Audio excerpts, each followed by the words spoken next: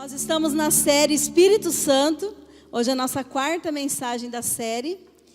E o tema, da série é o Deus esquecido. Porque, como falamos já na primeira mensagem, Espírito Santo tem sido interpretado muitas vezes de forma errada e até sendo esquecido. Então nós queremos, mais uma vez, na palavra de Deus, estudar esse assunto tão grandioso, tão imerso em toda a Bíblia, de capa a capa, e eu espero que realmente a palavra de Deus encontre corações abertos. Irmãos, se nós olharmos para o Antigo Testamento, temos cerca de 90 referências ao Espírito Santo. No Antigo Testamento, antes da vinda de Jesus Cristo, assumindo a nossa humanidade. Já no Novo Testamento, nós temos cerca de 264 referências ao Espírito Santo. Isso se dá porque aprove a Deus, nos seus planos eternos, nos salvar e nos envolver nesse processo de salvação de toda a humanidade. Amém, meus irmãos? Então, o Espírito Santo, no Novo Testamento, ele vai aparecer com mais ocorrências, de uma forma totalmente diferente, como nós vamos ver hoje. Por quê? A obra do Espírito Santo é totalmente interligada, ela está totalmente junta com a obra, a pessoa de Jesus Cristo e com as pessoas no mundo e a obra da igreja no mundo. São coisas que estão totalmente ligadas, estão intimamente ligadas. Por isso que o Espírito Santo é conhecido como o executivo da divindade. O Espírito Santo é aquele que age em todas as coisas, que realiza a obra. Nós vemos nas Escrituras que foi Ele que guiou, orientou, comandou os apóstolos. Foi o Espírito Santo que fundou a igreja cristã e é o Espírito Santo que a sustenta até hoje. O Espírito Santo é o executivo da divindade. A vinda do Espírito Santo, ela foi interpretada pelo Antigo Testamento, nos tempos antigos, como algo com muita expectativa, como uma expectativa profética, como uma expectativa escatológica. Porque havia manifestações do Espírito Santo no Antigo Testamento, mas elas eram de forma pontual. O Espírito Santo, ele visitava as pessoas, mas ele não era um morador permanente. E nós vamos ver várias vezes isso acontecendo, aquelas histórias belíssimas do Antigo Testamento, aqueles eventos marcantes que nós trabalhamos com as crianças, inclusive lá na Terra da Promessa. Histórias da manifestação de Deus poderosa, usando homens e mulheres de forma extraordinária, mas era uma visitação. E com o passar do tempo, essa visitação ela foi cessando, por causa do pecado da nação de Israel, por causa da rebeldia do povo. O Espírito Santo, ele foi tendo uma visitação cada vez mais esporádica. Mas todos sabiam o que o Espírito Santo era capaz de fazer. Então havia, eu não sei se dizer aqui a palavra saudade, algo certo, mas uma saudade, um desejo, um anseio por mais dessa manifestação do Espírito Santo. Vocês vão se lembrar, alguns de vocês, quando Davi pecou, Davi orou ao Senhor, Salmo 51, Salmo 32, especialmente Salmo 51, que ele vai dizer: Senhor, não retires de mim o teu Santo Espírito. E Davi sabia muito bem como seria terrível viver sem o Espírito de Deus, porque ele tinha precedido o rei Saul. E Saul, o Espírito havia se retirado dele. Deus deixou Saul por causa do pecado, da rebeldia do coração dele. E Davi clama: Senhor, não retires de mim o seu Espírito. Havia uma expectativa, havia um desejo. E toda essa ausência gerou no povo de Israel, no povo antigo, algo que essa manifestação do Espírito Santo era um desejo, era um objeto de desejo futuro. E Deus mesmo, o Deus Todo-Poderoso, estimulou no povo esse desejo futuro. Através dos profetas, através das profecias, Deus foi estimulando no coração do povo a respeito da manifestação do Espírito Santo. E essa expectativa profética consistia de que haveria um grande, nunca visto antes, derramamento do Espírito Santo. Havia essa expectativa no Antigo Testamento. Só que dessa vez, não seria mais de forma pontual, como um visitante, mas o Espírito Santo viria agora sim, com caráter permanente e com caráter universal. para todos os povos. E o mais extraordinário é que essas profecias, toda essa expectativa que foi gerada por Deus no coração do povo, ela estava intimamente ligada com a vinda do Messias prometido. As coisas não seriam separadas. Esse grande derramamento do Espírito Santo estava vinculado com a chegada do Salvador, do Redentor, que nós conhecemos como Jesus Cristo. E o profeta mais messiânico do Antigo Testamento, o profeta Isaías, ele vai afirmar isso em Isaías 11, capítulo 11, verso 1 e 2. Um ramo surgirá do tronco de Jessé. Quem que é Jessé? O pai de Davi, o rei salvista Davi, que foi prometido a ele, um homem segundo o meu coração, Deus disse, que da descendência dele viria esse Messias prometido, viria o cumprimento de toda essa expectativa profética, escatológica do Antigo Testamento. E o texto segue e diz, e das suas raízes brotará um renovo. Qual que é a diferença desse renovo? O Espírito do Senhor repousará sobre ele. O Espírito que dá sabedoria e entendimento, o Espírito que traz conselho e poder, o Espírito que dá conhecimento e temor do Senhor. É esse Espírito que repousaria sobre ele. A esperança desse grande derramamento do Espírito Santo estava totalmente ligada à chegada desse Salvador, desse Messias prometido. E dessas 90 referências do Antigo Testamento, eu quero me deter em duas, porque tem outras que foram citadas no Novo, mas essas duas, uma delas foi citada pelo próprio Jesus e a outra pelo apóstolo Pedro na ocasião do Pentecoste. Eu quero começar com a referência que Jesus traz de volta do Antigo Testamento para o Novo Testamento, enquanto ele estava em um momento crucial ali do seu ministério. Acompanhe comigo o Evangelho de Lucas, capítulo 4, versículos de 16 a 21, que diz: Ele, Jesus, foi de Nazaré, onde havia sido criado, e no dia de sábado entrou na sinagoga, como era seu costume. Jesus já fazia isso, mas aquele dia era um dia muito especial. E levantou-se para ler. Foi-lhe entregue o livro do profeta Isaías.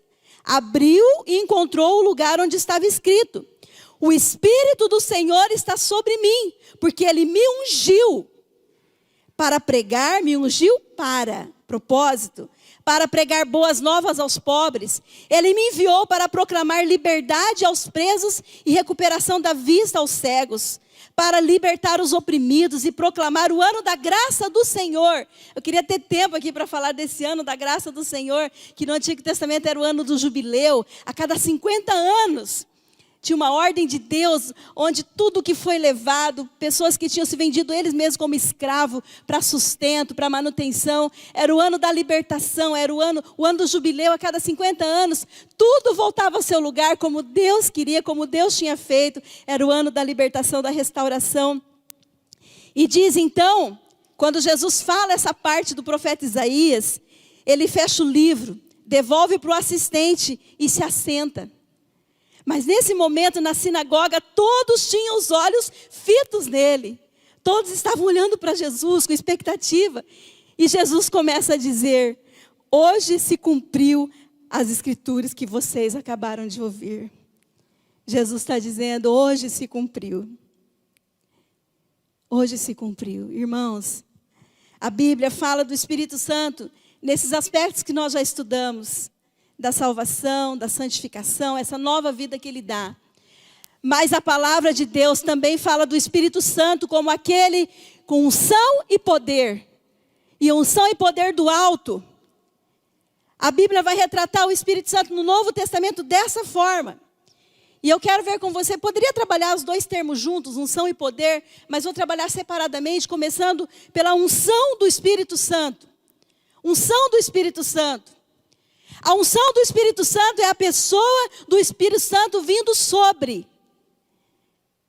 É o Espírito Santo sendo derramado, relacionado ao batismo com o Espírito Santo, onde a pessoa é integrada, ou melhor ainda, onde o Espírito Santo passa a integrar a realidade da vida da pessoa. Essa é a unção do Espírito Santo. É o Espírito Santo vindo sobre.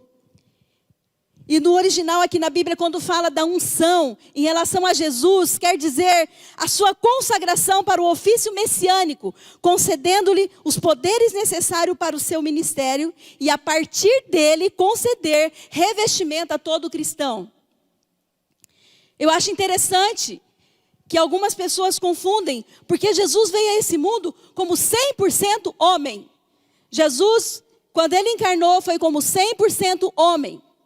A Bíblia vai afirmar no livro de Filipenses, capítulo 2, que Jesus abriu mão, ele se despiu de todos os seus atributos divinos para vir a esse mundo e assumir a nossa humanidade. E às vezes a gente vê algumas pessoas dizendo, mas Jesus conseguia fazer isso, porque Jesus é o cara, Jesus é Jesus. Eu sou um reles mortal. E Jesus era o quê? Ele era tão mortal que ele morreu numa cruz por mim e por você, irmãos. Jesus era 100% humano. Ele morreu numa cruz. A Bíblia dá um destaque da diferença de Jesus, que ele nasceu sem pecado. Mas ele foi tentado em todas as coisas, também está registrado, sem contudo pecar, sem escolher o pecado. Mas Jesus era 100% homem. O que implica isso é que assim como o apóstolo Paulo disse, sede meus imitadores como eu sou de Cristo. Todas as pessoas podem viver a vida de Cristo aqui nesse mundo. Todas as pessoas que o aceitam.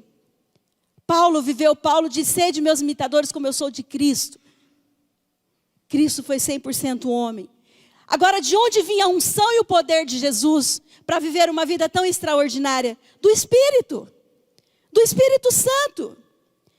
O esvaziado por opção de deixar a sua glória, agora é preenchido pelo poder, pela unção do Espírito Santo. E foi assim que Jesus viveu, nos mostrando que isso é possível acontecer com cada um de nós. No batismo de Jesus há uma demonstração visível dessa verdade, quando Jesus está sendo batizado para cumprir as profecias, para cumprir toda a lei, porque ele nem precisava. Mas a Bíblia relata que a pomba, o Espírito Santo em forma de pomba, repousou sobre ele, pousou sobre ele, para que não houvesse nenhuma dúvida de que Jesus era a expectativa profética, de que Jesus era sim o esperado. Em Jesus se cumpriria tudo aquilo que foi profetizado, toda a expectativa, toda a esperança futura estava concentrada em Jesus. João Batista veio antes, preparando o caminho, e quando estavam tentando confundir ele, ele disse, não, eu batizo com água, mas depois de mim, vem aquele que vai batizar com o Espírito Santo, e esse é Jesus, aquele sobre quem vires descer e pousar o Espírito, é esse que batiza com o Espírito, é esse. Por isso, logo depois do batismo, Jesus é conduzido pelo Espírito ao deserto por 40 dias de jejum e oração, é tentado pelo diabo, ele vence o diabo, é a primeira vitória ali sobre o diabo, porque ele estava revestido do poder da unção do Espírito Santo, e logo em seguida que ele sai dessa tentação, é que acontece esse episódio que nós acabamos de ler, que Jesus diz, o Espírito do Senhor está sobre mim, porque Ele me ungiu para. O Espírito do Senhor. O que Jesus estava dizendo? Jesus estava dizendo, eu sou a esperança profética, eu sou o ungido de Deus, o Espírito está sobre mim, eu sou a resposta para a humanidade. Jesus é o portador do Espírito, irmãos. Jesus foi aquele que chegou primeira vez nesse mundo, 100% homem, mas onde o Espírito Santo não era um visitante, nem estava de forma pontual, mas como um morador permanente. Amém, meus irmãos? Jesus foi o primeiro a desfrutar dessa unção do poder do Espírito Santo. E só vai ser receptor, só vai poder receber essa unção, esse poder do Espírito Santo, desfrutar disso, aquele que vai até Cristo. Não tem como a gente querer a unção, a gente querer o poder do Espírito Santo, sem se render completamente a Cristo e viver a vida de Cristo nesse mundo. Ele é o dispenseiro dessa graça. Ele é o primeiro a viver totalmente como o Espírito Santo, como morador da sua vida. Ele é o nosso exemplo, Ele é a nossa inspiração. A Bíblia vai dizer que Jesus foi concebido pelo Espírito Santo, Jesus foi ungido pelo Espírito Santo, Jesus foi guiado pelo Espírito Santo, como eu falei aqui do deserto. Jesus aprendeu e ensinou pelo Espírito Santo, como diz em Atos 1, 2. Jesus, Ele fez milagres pelo Espírito Santo, e Jesus ressuscitou pelo poder do Espírito Santo, como diz Romanos 8, que foi o Espírito Santo que ressuscitou Jesus, e Ele que vai nos ressuscitar no último dia. É pelo Espírito Santo. Nós vemos também no evangelista Lucas, no capítulo 3, essa afirmação, essa certeza que nós podemos ter como cristãos. João respondeu a todos: eu vos batizo com água, mas virá alguém mais poderoso do que eu, tanto que eu não sou digno nem de curvar-me, desamarrar as correias de suas sandálias. E ele está dizendo, ele nos batizará com o Espírito Santo e com fogo. E nós vamos ver isso depois lá no Pentecoste. O pastor batiza com água. Nós vamos ter batismo aqui. Não hoje, próximo domingo. O pastor batiza com água, como João Batista fez. E a gente faz isso em obediência à palavra de Deus. Porque no Novo Testamento, todas as pessoas que receberam a Cristo, todas, sem exceção, foram batizadas nas águas. Mas, irmãos, por dentro, na nossa alma, quem batiza é só Jesus, com o Espírito Santo e com fogo. Não adianta fazer só um ritual nas águas. Tem que receber o batismo do Espírito Santo, através de Jesus Cristo, de receber a Cristo. Batismo de unção e de poder. Ele é o portador da unção, só Ele pode doá-la. E preste atenção, Jesus não unge planos, não unge métodos, não unge ideologias, não unge casas, não unge organizações, não unge animais, não unge coisas desses tipos. Jesus Cristo unge pessoas com a unção do Espírito Santo.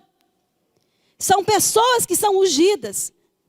Porque pessoas ungidas vão ter planos ungidos, vão ter casas ungidas, vão ter relacionamentos ungidos, abençoados. Pessoas ungidas vão ter todo tipo de comportamento e as circunstâncias onde estão envolvidos, os lugares onde estão envolvidos vão ser abençoados, porque são as pessoas que são ungidas. Não são as coisas que estragam as pessoas, são as pessoas que estragam as coisas. Por isso que a unção tem que ser sobre as pessoas. São as pessoas que precisam da unção, da presença do Espírito Santo. Amém, meus irmãos? E a unção tem nome, ela não é uma coisa. A unção é Espírito Santo.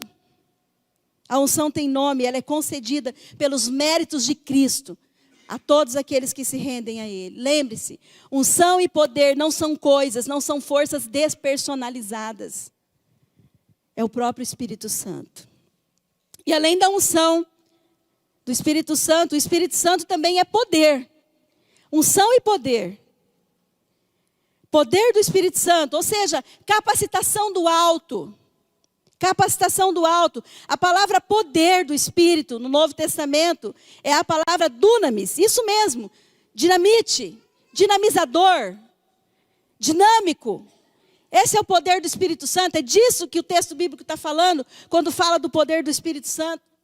Vocês já pararam para pensar que o apóstolo Pedro, ele chega diante da crucificação, quando Jesus está sendo envergonhado, humilhado, nas cenas ali que precedem a crucificação, o apóstolo Pedro, ele nega Jesus diante de uma simples serva, de uma frágil serva. Ele tinha acabado de dizer, Jesus, eu vou contigo até a morte, todos podem te abandonar, mas eu jamais te abandonarei. E agora, diante de uma simples criada, a Bíblia relata, ele está negando Jesus. E antes que cada um de nós aqui comece a condenar Pedro, pare um pouco e pensa, quantas vezes a gente para num posto de gasolina e está ali na bomba da gasolina, o frentista colocando combustível no seu carro, só está você e você não tem ousadia, você não tem coragem de falar nada a respeito de Cristo. É um momento só de vocês, só meu, estou me incluindo nisso. E às vezes não temos coragem de falar nada. E olha que combina, né? Encher o tanque, encher do Espírito Santo, encher a vida. Até combina ali, dá para fazer uma metáfora. A gente não fala nada. A gente opta, às vezes, por um silêncio terrível. Fica ali esperando, até escuta o barulho da gasolina caindo. Ou a gente vai falar do clima, ou a gente vai falar do preço da gasolina. Quantas vezes, irmãos, o cristão nega Jesus diante de pessoas tão frágeis como ele próprio? Quantas vezes nós estamos diante de situações tão pequenas e estamos negando a Cristo, não nos implicando com Ele, pelos simples fatos de que não estamos cheios do poder do Espírito Santo? Não temos essa ousadia, não temos coragem de abrir a nossa boca. E o problema não é quando é só falta de coragem, o problema é quando é falta de vontade, quando é falta de interesse pelo outro, pela salvação eterna do outro. E talvez nesse momento alguns pensem, estou precisando me esforçar um pouco mais mesmo. Mas eu sinto dizer para você que esforço não vai adiantar nada. Nem precisa se esforçar, não adianta nada. Nada. Você sabia que nem mesmo a realidade da ressurreição de Cristo, o Cristo ressurreto, nem mesmo essa realidade fez qualquer diferença na vida dos apóstolos, dos discípulos? Se vocês lerem ali o relato do apóstolo João, no final do livro, vai dizer que eles voltaram a pescar. Eles estavam todos desenchavidos, meio entristecidos, desanimados. E eles já tinham visto Jesus ressurreto. A Bíblia diz que eles tocaram nas chagas de Jesus, que eles comeram com Jesus. Jesus atravessou paredes, esteve com eles, mas não era o suficiente. Não foi suficiente ver o Cristo. Eles viram, ele morreu e ele voltou a viver, aleluia. É ele mesmo, tudo que ele falou é verdade, tudo que ele prometeu era certo, aleluia. Mas eles voltaram a pescar. E Jesus teve que pegar uns peixes, armar uma fogueirinha na praia, preparar uma mesa, fazer um milagre lá da pescaria, trazer eles de volta, ressignificar a missão, pregar tudo de novo. Mas eles ainda estavam temerosos. E olha essa imagem, esse clímax da esperança, da visão que eles tiveram com o Cristo ressurreto.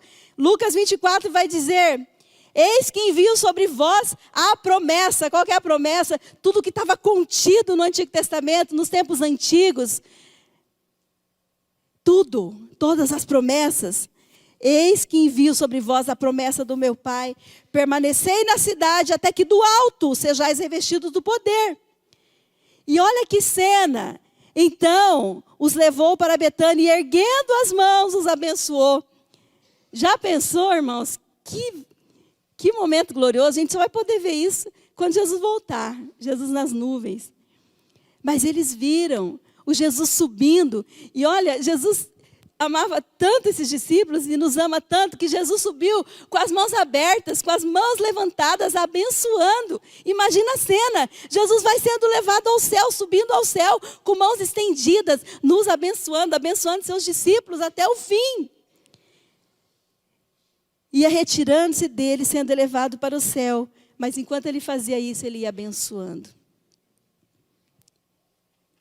Mas não foi suficiente. Não foi suficiente. Sabe por quê? O maior número de conhecimento, o maior grau de certeza humana de fé, não são suficientes para viver uma vida fazendo a vontade de Deus. Não são suficientes. Mas agora vai para o sermão de Pedro, no Pentecostes. Poucos dias depois. Pedro não teve tempo de fazer um doutorado em Bíblia. Pedro não teve tempo de fazer um cursinho, de falar em público. Pedro não teve tempo de nada disso. A Bíblia diz que os discípulos eram homens simples, pescadores. E de onde vem essa mudança tão tremenda? De onde vem esse destemor, essa ousadia, essa excelência na interpretação das Escrituras que Pedro teve no Pentecoste? De onde vem? Antes o Pedro todo atrapalhado. Jesus falou, vocês sabem quem eu sou? Tu és o Cristo. Então eu vou morrer, ressuscitar. Não, o senhor não vai não. E Jesus fala, arreda de mim, Satanás. Ele fala uma coisa, depois ele, tudo perdido. Jesus leva Pedro no Monte da Transfiguração. E o que acontece? Está o momento mais glorioso que os evangelhos retratam.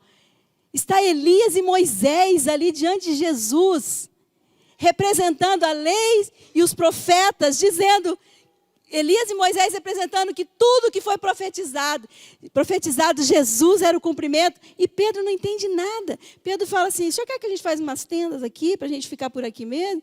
E puf, some tudo, estragou a festa. Não sabia interpretar nada, totalmente ignorante. O que aconteceu com esse Pedro no Pentecostes, poucos dias depois? Vamos ler, Atos capítulo 2. No dia de Pentecostes, todos estavam reunidos num só lugar. De repente, veio do céu um som como de um poderoso vendaval e encheu a casa onde estavam sentados. Eu fiz vários recortes aqui, irmãos, porque o texto é longo, eu quero me deter só em algumas coisas. Verso 4. Todos ficaram cheios do Espírito Santo. Isso que é o importante. Todos ficaram cheios do Espírito Santo. Muito admirados, exclamavam, como isso é possível? Porque havia ali várias pessoas. Era a festa do Pentecostes. Pentecostes não é porque veio o Espírito Santo. Pentecostes era uma festa já tradicional do povo judeu, onde vinham pessoas de todos os arredores, de todas as cidades, todos os lugares, porque era o centro do judaísmo em Jerusalém. Então havia pessoas de todos os lugares, e eles diziam, como isso é possível? Esses homens são todos galileus. Como eu disse, eram pessoas indoutas. No entanto, cada um de nós os ouve falar em nosso próprio idioma. Como que é possível? Eles estão falando e nós estamos ouvindo nosso idioma. Admirados e perplexos, perguntavam uns aos outros, o que significa isso? Aí, olha o Pedro. Olha o outro Pedro. É outro. Então, Pedro deu um passo à frente. E como sempre, todo mundo seguia ele. Os 11 fizeram o mesmo. E dirigiu-se em alta voz à multidão, se colocou à frente deles. E ele disse assim, o que vocês estão vendo foi predito, ou seja, foi profetizado. Isso aqui é a esperança escatológica, isso aqui é a esperança messiânica. Foi profetizado há tempos pelo profeta Joel, que é o segundo texto que eu falei que eu ia propor para vocês hoje. E o profeta Joel diz, Pedro citando ele, nos últimos dias, disse Deus, derramarei do meu espírito sobre todo tipo de pessoa. Outras versões dizem sobre toda a carne, sobre todas as pessoas. Seus filhos e suas filhas profetizarão. Os jovens terão visões e os velhos terão sonhos. Naqueles dias derramarei meu espírito, até mesmo sobre servos e servas. E eles profetizarão. Farei maravilhas em cima, agora que já está falando mais do final dos tempos. Farei maravilhas em cima no céu e sinais embaixo na terra. Sangue e fogo, nuvens de fumaça. O sol se escurecerá e a lua se tornará vermelha como sangue.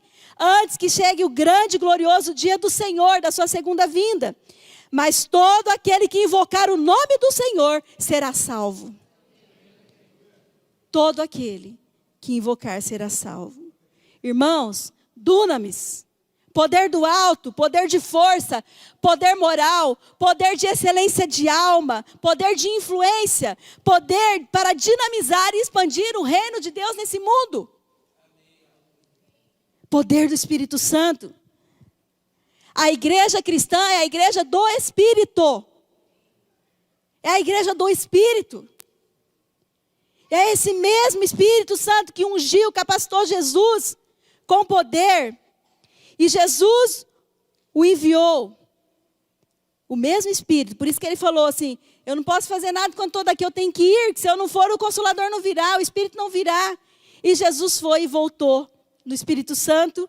E ele derramou, ele revestiu aqui no Pentecostes de forma inaugural a igreja do Espírito. Por isso que Jesus afirmou com tanta convicção, e às vezes a gente fica, nossa, mas não é possível isso. Mas Jesus falou, eu vou, mas vocês vão fazer obras maiores do que eu fiz. Jesus falou isso com convicção. Jesus não estava contando uma piada ou fazendo um momento de motivacional. Não, Jesus falou, vocês vão fazer coisas maiores do que eu fiz. Porque agora nós estamos na igreja do Espírito. A obra de Cristo, a obra do Espírito é a obra da igreja. É a igreja do Espírito. Jesus envia o Espírito Santo do alto para revestimento com poder de todo cristão da sua igreja. Como fala Lucas 24:49, a gente leu. Eis que envio sobre vós a promessa de meu Pai. Permanecei, pois, na cidade, naquele momento ali, até que do alto sejais revestidos de poder. Por que do alto? Por que Jesus tinha que ir? Por que tinha que esperar esse momento inaugural? Por que do alto? Porque significa Jesus do lugar da sua exaltação. Jesus é exaltado à direita do Pai, como diz as Escrituras. Ele não é mais um bebezinho na manjedoura, um homem pendurado numa cruz. Ele venceu a morte, ele ressuscitou. Ele está exaltado. O poder é do alto. A igreja do Espírito, a igreja do Cristo exaltado, a igreja do Cristo triunfante, a igreja do poder vitorioso. Essa é a igreja de Jesus. É dessa igreja, irmãos, que nós fazemos parte. Aleluia! É dessa igreja que somos parte.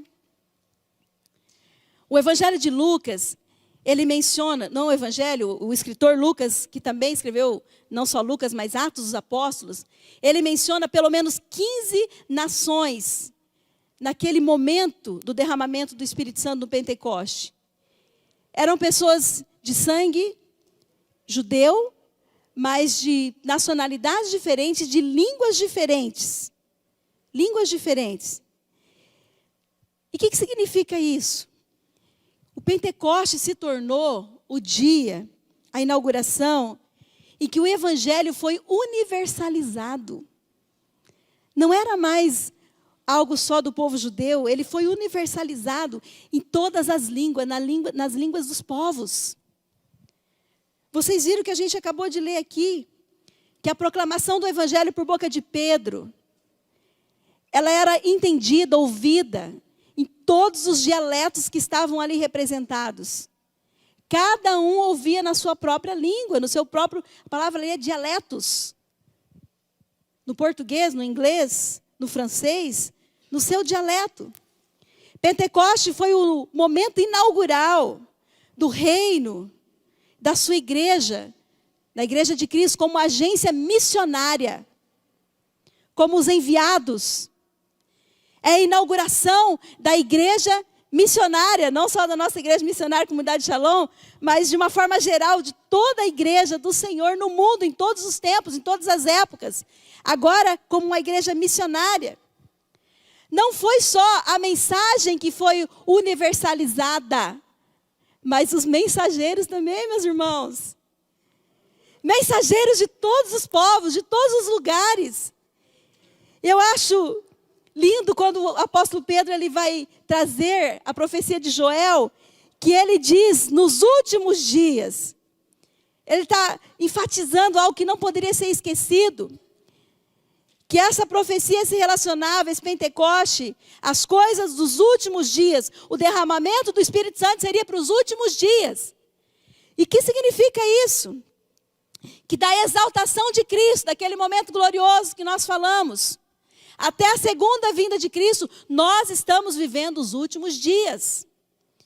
É claro na palavra de Deus, está muito claro, esses são os últimos dias. Nós estamos vivendo. E o que Pedro está dizendo é que foi uma doação do Espírito Santo para que todos profetizassem. Todos que são de Cristo profetizem. Aqui está dizendo vossas filhas, vossos filhos, homens e mulheres. Nessa homem não é mulher, estou aqui falando para vocês. Homens e mulheres, suas filhas, seus filhos. E não só isso, está dizendo suas servas e seus servos, gente simples, gente pobre também, gente rica. Não tem distinção de classe. Todos profetizarão. Todos profetizarão. A unção e o poder do Espírito Santo foi doado para que houvesse o maior número de canais querigmáticos. O que é o querigma? Querigma é a palavra grega no Novo Testamento para dizer proclamação, o anúncio das boas novas do Evangelho. O Pentecoste multiplicou os canais da manifestação da verdade do Evangelho. Todo aquele que é cristão, ele é um canal de Deus. Ele pode profetizar a verdade do Evangelho. Não tem coisa nova para revelar. O profetizar é a pregação da palavra. É abrirmos a nossa boca e falarmos do Evangelho. Nós somos porta-vozes da mensagem da salvação e da condenação. Porque o texto está dizendo que aquele que invocar o nome do Senhor será salvo, mas o que não invocar será condenado. Nós temos essa responsabilidade. Pentecostes é a bênção universal para inaugurar uma pregação universal através dos canais de Deus. Depois do Pentecostes, sabe o que aconteceu? O diabo se levantou, usando pessoas que não estavam no mesmo espírito. E a Bíblia diz que a perseguição começou. Houve uma grande perseguição, você vai ver ali no livro de Atos, que deveria ser livro de Atos do Espírito Santo, né? É Atos dos Apóstolos, mas é Atos do Espírito Santo. E você vai ver que começou principalmente quando Estevão, um mártir extraordinário da palavra, dos homens de Deus, logo no início da igreja, Estevão, quando está sendo martirizado, apedrejado, ele está vendo Cristo ressurreto, exaltado, e ele está ali falando o que Jesus falou na cruz, perdoa-os. Mas quando Estevão é martirizado, a Bíblia vai relatar que houve uma grande perseguição ao povo de Deus, aos cristãos. E é interessante que ele usa ali, quando ele está dizendo sobre isso, que eles foram dispersos para outras regiões. Porque Jesus, ele disse assim, ide por todo mundo, pregai o evangelho, toda criatura. Jesus está dizendo, começa aqui em Jerusalém, né, Judeia, Samaria, até os confins da terra, é para todo lado. É para todos os povos. E quando vem essa perseguição, que é chamado, foram dispersos, através desse martírio de Estevão. A palavra que a gente estuda no seminário é diáspora, a palavra grega. E o significado dessa palavra, embora em meio a tanto sofrimento, cristãos sendo apedrejados, queimados vivos, feitos de fogueira, na fogueira, é extraordinário porque Lucas escolhe com detalhe essa palavra, foram dispersos, significa espalhar sementes para todos os lados. Quando a Bíblia diz foram dispersos, está dizendo as sementes foram espalhadas para todos os lados. Quando veio o vendaval da perseguição, quando o vendaval da perseguição chegou sobre esse monte de sementes, elas foram espalhadas para todos os lados. E Atos 8 vai registrar que por onde os dispersos iam, por toda parte a palavra de Deus era pregada. E aonde chegava uma dessas sementes, uma igreja era plantada. Nascia uma igreja. O diabo só faz coisas que vão ser contra ele mesmo, irmãos. Não precisa temer o diabo, teme a Deus.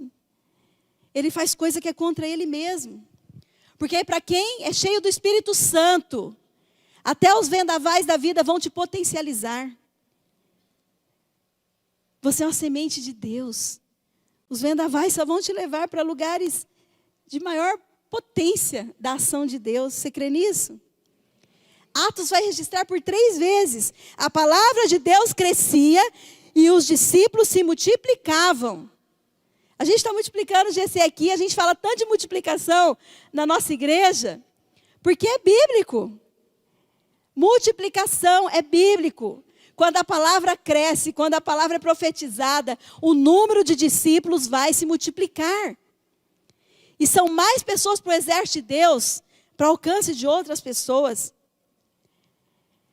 Não adiantou o Império Romano diabolicamente se levantar, porque, irmãos, era a espada do Império Romano contra a espada do Espírito.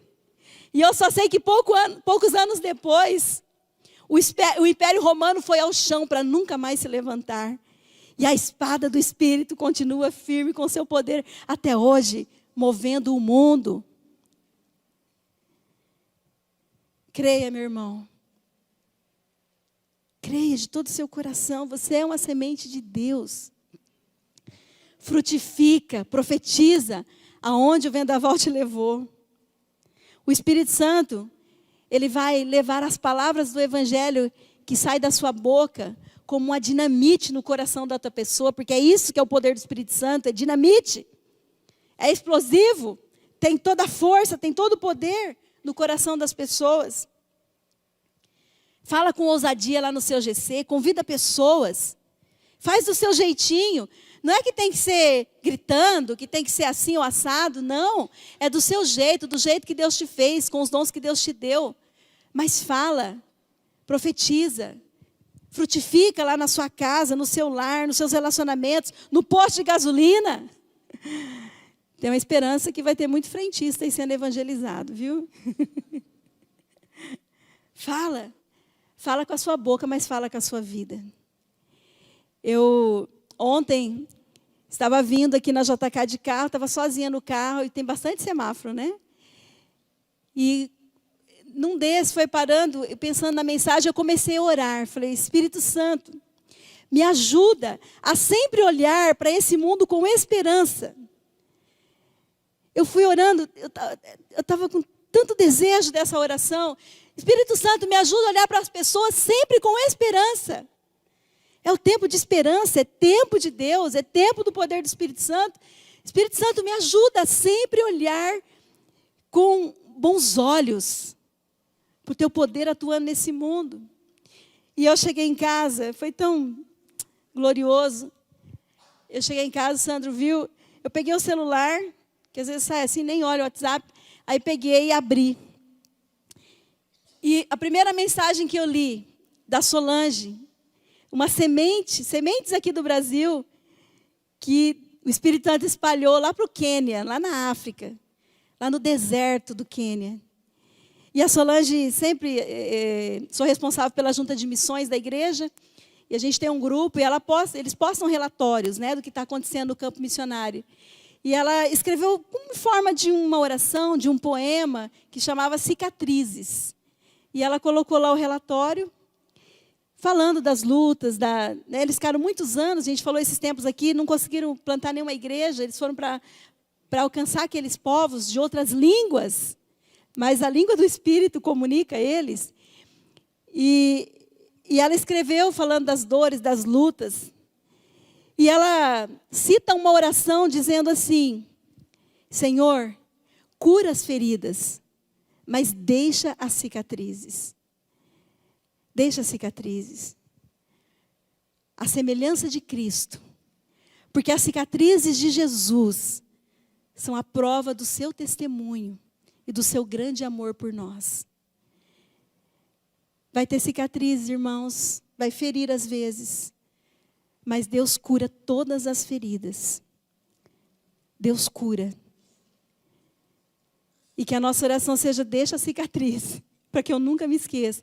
Apóstolo Paulo falou, eu trago em mim as marcas do meu Senhor, do meu Jesus.